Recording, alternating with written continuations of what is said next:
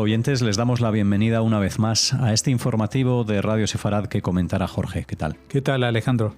Comenzamos con los titulares del día. Familiares de rehenes israelíes en Gaza exigen respuestas tras las declaraciones de Trump sobre solo 21 de ellos con vida. Qatar y Egipto afirman que están trabajando juntos en la tregua de Gaza y rechazan informes de ruptura. Trump anuncia una tregua estadounidense con los hutíes, quienes dicen que sus ataques contra Israel continuarán. Pakistán afirma que 26 personas murieron en ataques indios contra supuestos campamentos terroristas y promete ajustar cuentas tras el derribo de aviones. Confirmada documentalmente la orden del exterminio de los judíos por parte de Hitler. Estos son los asuntos que les traemos en esta edición del informativo aquí a Radio Sefarad. Los familiares de los 59 rehenes que aún permanecen retenidos en la Franja de Gaza renuevan su pedido a los funcionarios israelíes para que les digan si hay información actualizada sobre el destino de sus seres queridos después de que el presidente estadounidense Donald Trump dijera que solo 21 rehenes seguían con vida, 3 menos que la estimación oficial de Israel. A esto hay que sumar que la semana pasada Sara Netanyahu, esposa del primer ministro Benjamín Netanyahu, dijera en una reunión que menos de 24 rehenes seguían con vida. A pesar de ello, el responsable del gobierno en materia de rehenes dijo poco después que la cifra oficial de Israel seguía siendo 24. La declaración de las familias también pide a Netanyahu que detenga la campaña militar en Gaza hasta que todos los rehenes sean devueltos. Sí, la verdad que el tema de los familiares de los secuestrados es terrible porque no hay posibilidad de saber qué va a pasar con ellos y cuántos de ellos todavía siguen con vida. Ya saben que Israel no se va a conformar a estas alturas con la reincorporación solamente de cadáveres de los rehenes que hayan fallecido, sino de todos ellos, los que estén con vida y los que no. Y tampoco están a favor de hacerlo en distintas etapas y plazos, sino que se haga de una forma que abarque a todos los que están en esa situación. Lo que pasa que jamás sabe que si entrega estos cuerpos, pues la respuesta israelí va a ser muy contundente con ellos. Lo que pasa es que Israel también ha advertido que si en cuestión de una semana, es decir, cuando Trump visite la zona, algunos países de Medio Oriente y retorne a Estados Unidos, si hasta entonces no han habido avances en este tema de liberación de los rehenes y de sus cadáveres, de los que hayan fallecido, pues la respuesta militar va a ser muy contundente. Ya lo han advertido varias veces y en estos días se nota dentro de la propia Franja de Gaza que ya la respuesta militar se está frenando de alguna manera, esperando algún tipo de respuesta positiva para una negociación o, por otra parte, Israel está reclutando a los reservistas para la semana que viene para que ocupen los puestos de los miembros del ejército, digamos, más jóvenes, que puedan ser destinados a operaciones militares de alcance en la Franja de Gaza y que deban abandonar sus puestos tanto en sitios complejos como puede ser Cisjordania o en la frontera con Líbano o con Siria, como en el resto del, digamos, panorama o geografía israelí.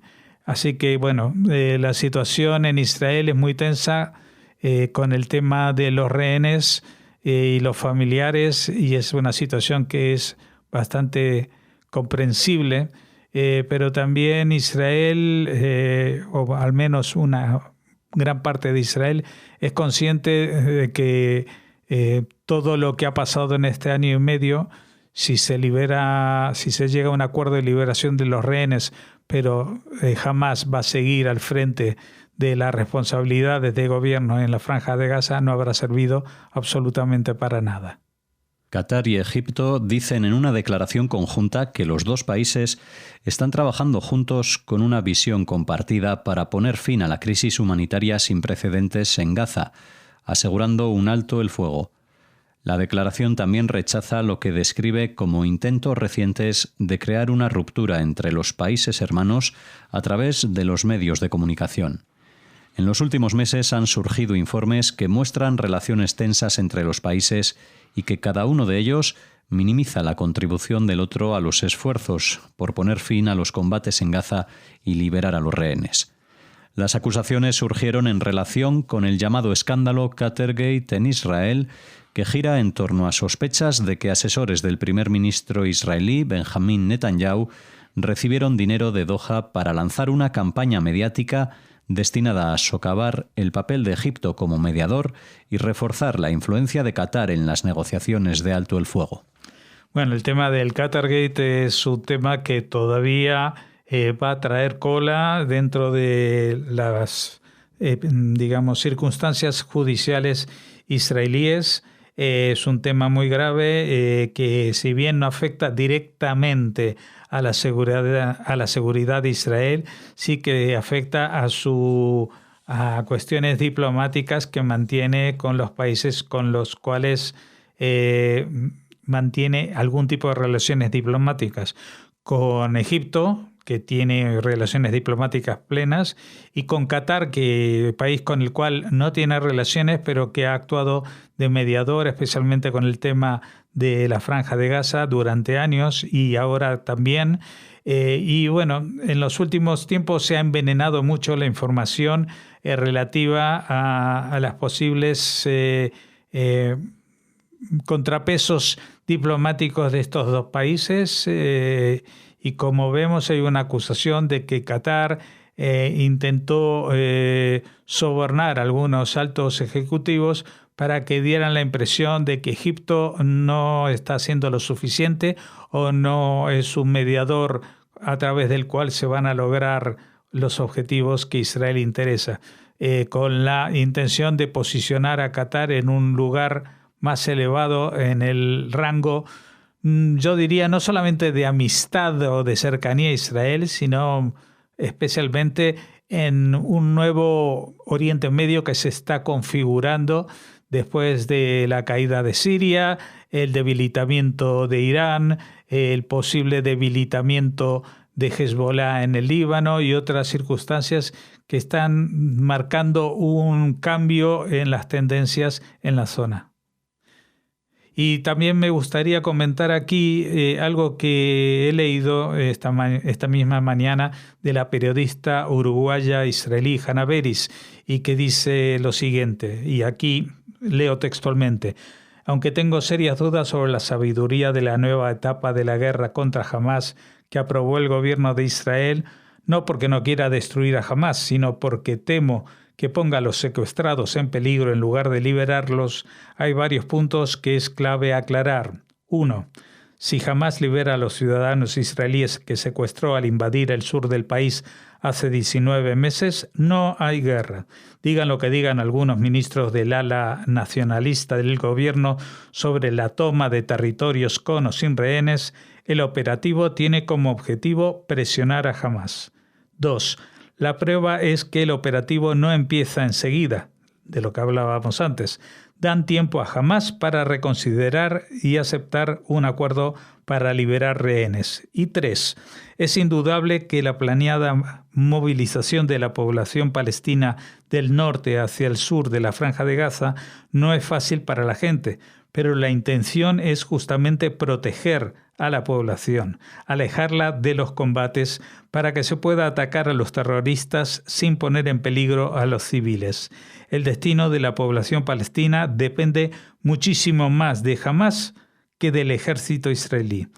Es que Israel aleja a los civiles de las zonas que atacará para destruir a los terroristas, pero si los terroristas se mezclan entre los civiles en las zonas humanitarias, tal como han hecho en diversas ocasiones, los ponen en peligro.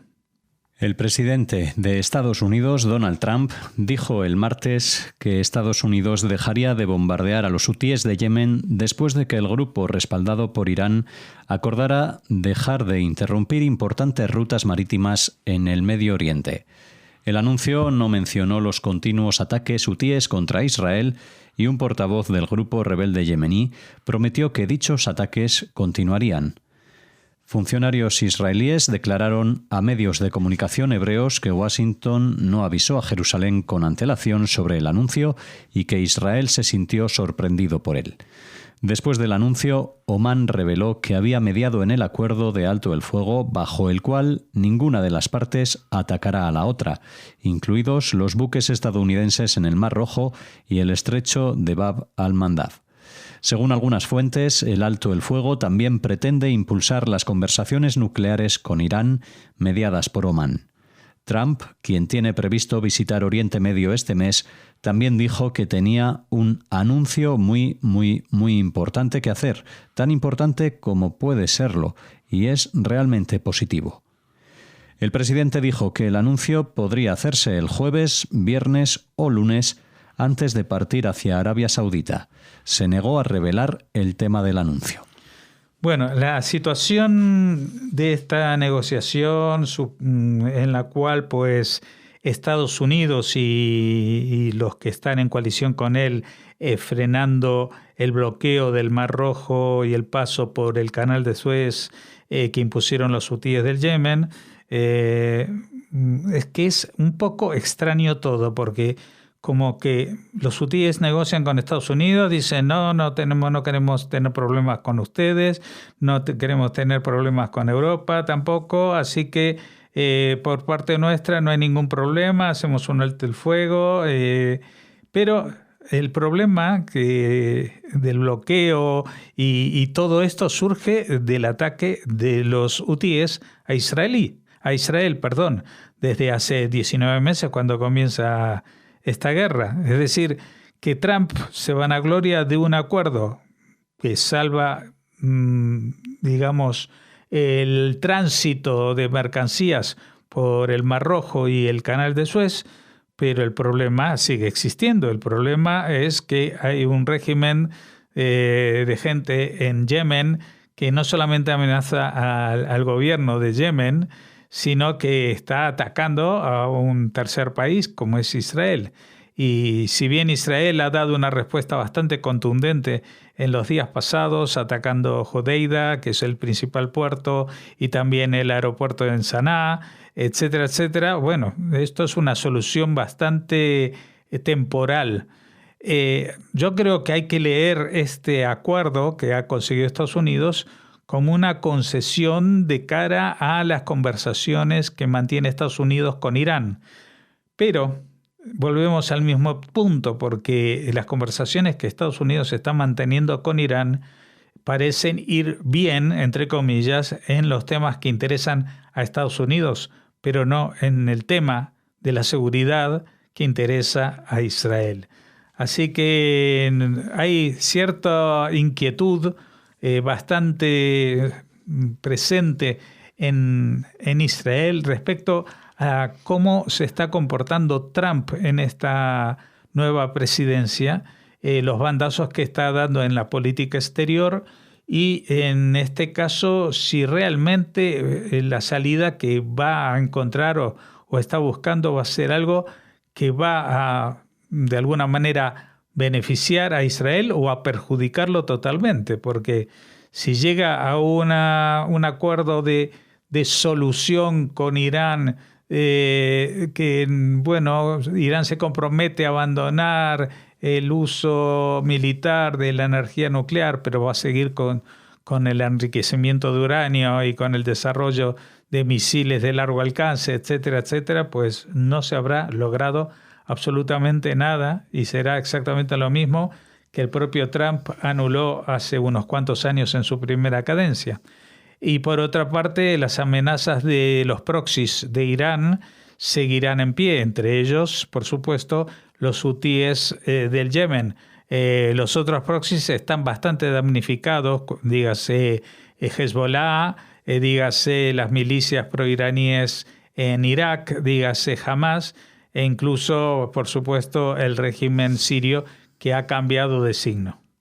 Pakistán dice que 26 civiles murieron en ataques llevados a cabo por India y en disparos a lo largo de la frontera, mientras India dice que al menos 8 de los suyos murieron por bombardeos pakistaníes en el combate más grave en décadas que estalla entre los rivales con armas nucleares. India afirma haber llevado a cabo ataques de precisión contra campamentos terroristas en 9 sitios en la Cachemira administrada por Pakistán y en el estado de Punjab, días después de culpar a Pakistán de respaldar un ataque mortal en el lado controlado por la India de la región en disputa. Bueno, a ver, todo este tema, aunque estamos hablando de Pakistán y India, y aquí no hay judíos de por medio y no está Israel en este tema, pero sí que tiene algo que se parece al conflicto árabe-israelí. También por la coincidencia en el tiempo, no olvidemos que la independencia de la India se produjo prácticamente unos meses antes de la declaración de independencia de Israel. En la India fue en el año 47 y en Israel en el 48 como parte del proceso de descolonización de la Gran Bretaña o Reino Unido. Pero en ese momento, pues gracias a la mediación de Mahatma Gandhi y el dirigente de la minoría pakistaní en lo que había sido la India colonial británica, se evitó una guerra de mayor alcance. Sí que hubo refriegas, pero hubo una especie de alto el fuego con una separación de facto en una zona que se llama Cachemira. Y esta zona está dividida no solamente entre estos dos países, entre Pakistán y la India, sino también una parte pertenece a China, con lo cual la cosa se complica todavía más. Pero evidentemente si ponemos en la misma tabla a India y Pakistán, veremos que India es un país con una población mucho mayor, es un país con mucho más impulso económico y desarrollo en las últimas décadas, y también un país que ha tenido conflictos en el pasado con las minorías musulmanas, siendo de mayoría hindi. Pero este conflicto a lo largo de los tiempos pues ha subido y ha bajado de intensidad. No olvidemos algo muy importante, tanto la India como Pakistán han desarrollado bombas atómicas, con lo cual este es un conflicto que tiene un mayor índice de peligrosidad que incluso otros que parecen muy fuertes como el de Ucrania con Rusia o de Israel con los países árabes, en los cuales pues solamente una de las partes mantiene el arsenal atómico. En este caso son los dos. Y aparte, desde el año 47 que se empezó esta guerra, pues ha estado pausada, pero han habido varios incidentes que parecían que iban a volverse mucho más violentos. El último de ellos de mayor alcance fue en el año 98, donde se temió que podría llegar a una conflagración nuclear. Hoy en día tenemos esta noticia que apenas tiene unas 24 o 48 horas y donde se ve que la iniciativa del ataque es mayormente de la India. No sé si han visto algún signo de debilidad en el régimen pakistaní, que evidentemente no está en su mejor época. No olvidemos que uno de sus valedores más cercanos son los musulmanes de Irán y también los musulmanes de Afganistán. Y ninguno de los dos está en su mejor momento como para echarle una mano, ¿no? Así que Pakistán está un poquito abandonado en ese sentido. También tiene algunos conflictos con minorías étnicas de los baluches de Baluchistán, etcétera, etcétera. Y quizás eso es lo que haya envalentonado a los de India a tomar esta iniciativa. esperemos que no escale a mayor grado de agresividad y que se convierta en un episodio más de estos que recoge la Wikipedia de vez en cuando en estos conflictos de largo alcance. La semana pasada se revelaron aproximadamente 800 grabaciones y transcripciones de criminales nazis posteriores a la Segunda Guerra Mundial, incluyendo testimonios dramáticos y perturbadores que arrojan luz sobre los métodos nazis durante la guerra y el Holocausto, así como sobre sus rutas de escape. Entre las grabaciones publicadas en el sitio web de la institución Hoover se encuentra una del oficial de las SS, Bruno Streckenbach, jefe del Departamento de Administración y personal de la Oficina Principal de Seguridad del Reich, en la que admite que Adolf Hitler dio instrucciones explícitas para implementar la solución final y el asesinato en masa de judíos. Se trata de una revelación significativa, ya que hasta ahora había pocas evidencias concretas de esta orden directa. Streckenbach fue responsable de algunas de las peores atrocidades del Tercer Reich, desde la dirección de los escuadrones de la muerte de las SS, que masacraron a miles de personas en toda Polonia en 1939, hasta el despliegue de los Einsatzgruppen, que asesinaron a cientos de miles de judíos. La Fiscalía intentó imputarlo por el asesinato de al menos 1 millón de personas, pero Streckenbach evadió todos los intentos de llevarlo a juicio y no pasó ni un solo día en una prisión alemana después de la guerra. Desde entonces y durante casi 80 años, los historiadores han debatido si el Holocausto surgió directamente de las órdenes explícitas de Hitler o si nació de iniciativas de subordinados y comandantes de campo alemanes que implementaban directivas más amplias. Según se ha descubierto, las primeras pistas del plan surgen de los testimonios del citado Streckenbach tras la visita de un viejo amigo y oficial voluntario de los Einsatzgruppen que hasta entonces había supervisado ejecuciones de hasta 100 personas en el oeste de Ucrania, pero que aparentemente se sentía incómodo presenciando los asesinatos en masa de judíos y que le reiteró que estas masacres habían sido ordenadas. El citado Streckenbach se dirigió entonces directamente a su comandante inmediato, Reinhard Heydrich, jefe de la Oficina Principal de Seguridad del Reich, incluyendo la Gestapo, y uno de los principales artífices del Holocausto, quien presidió la conferencia de Wannsee de enero de 1942, que formalizó los planes para la solución final a la cuestión judía. Al comentarle la cuestión, este le ordenó callar y no interferir. «No podemos hacer nada al respecto», le dijo. «Esta es la orden del Führer. Él eligió a las SS para ejecutar esta orden. Ni el mismísimo Himmler, líder de las SS, ni yo», dijo Heydrich, «podemos hacer nada al respecto».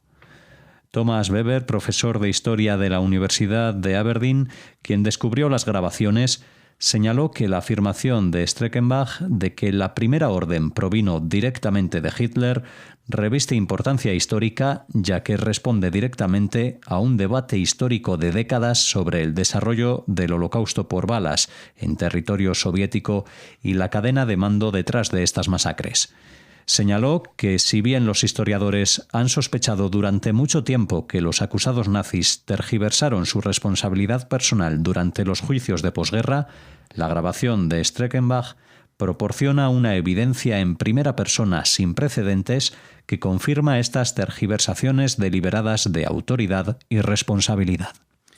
Y al respecto poco tengo yo más que comentar sobre esto porque evidentemente todo el mundo tenía la sensación de que esto era así, pero faltaba un documento que lo reafirmase, porque lo que sí es cierto es que Hitler nunca puso por escrito esta afirmación de que hay que eliminar a todos los judíos de Europa, pero sí que emitió las órdenes correspondientes a sus oficiales de más alto rango para que las llevaran a cabo. Así que bueno, una evidencia más, si es que hacía falta, pero que ahora, 80 años después, sigue surgiendo cuestiones como esta y es bueno que de vez en cuando pues salgan a la luz estos documentos que completan la imagen y que tienen que ayudar a descartar todas esas teorías conspiranoicas que hay, como que Hitler en realidad nunca quiso eliminar a los judíos porque sí. Así finalizamos el informativo de hoy aquí en Radio Sefarad, donde les esperamos mañana con más noticias.